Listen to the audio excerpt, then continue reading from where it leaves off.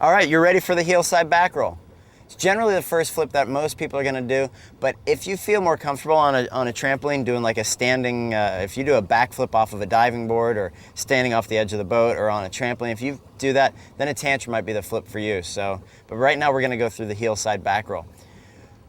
You're going to want to start an approach same distance as just a Heelside wake to wake jump, not too far, not too close.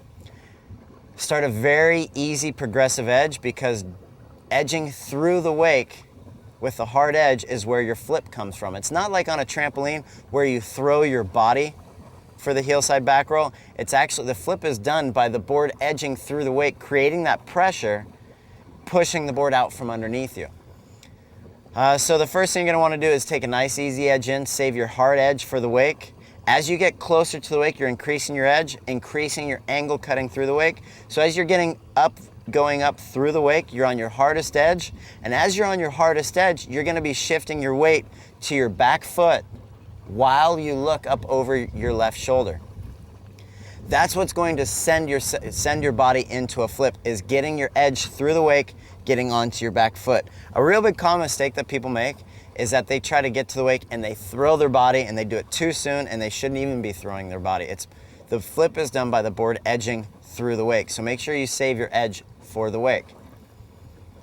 As you're going off the top of the wake, you're gonna have two hands on the handle, and if you can keep two hands on all the way through, you're gonna have a lot more control of your spin and a lot more of a solid landing. So try to keep two hands on as long as you can. Some people let go with their one hand just as they finish. Sometimes I do that, but it's just like a Heelside wake to wake jump. If you keep two hands on longer, the more control you'll have the landing. As you're about upside down, I want you to do your absolute best to start looking for the landing. I know when you're sending yourself around the first handful of times, it's just gonna be an absolute blur and you're not gonna see what's happening. But the sooner you start to see the landing, the sooner you're gonna start landing. You're actually gonna start landing this thing. It's just real important to spot your landing as soon as you can. As you're coming around, if you feel like you don't have enough speed, handle control is what's going to help you out here. Is what I mean by speed. If you're not flipping fast enough, if you take two hands and you pull that handle into your waist, it's going to scoop the board up underneath you. If you feel like you're spinning too fast, letting the handle away is where you can slow yourself down. It's kind of like a diver going off a diving board. The tighter they tuck, the faster they'll spin, or if they let out, then it's going to slow down their spin. Our handle is kind of our tuck in wakeboarding. When you land this, I want you to make sure that you're landing with the direction that you took off the wake. A lot of times people try to follow the boat too much, and that's where they're gonna mess up and they're gonna slip out or over-rotate the flip. So when you land, think about how you land a Heelside wake to wake jump. You don't stop at the top of the second wake. A lot of people do that. So I want you to make sure that you're flipping and continuing that direction. You can do that a lot of times by looking where you want to go.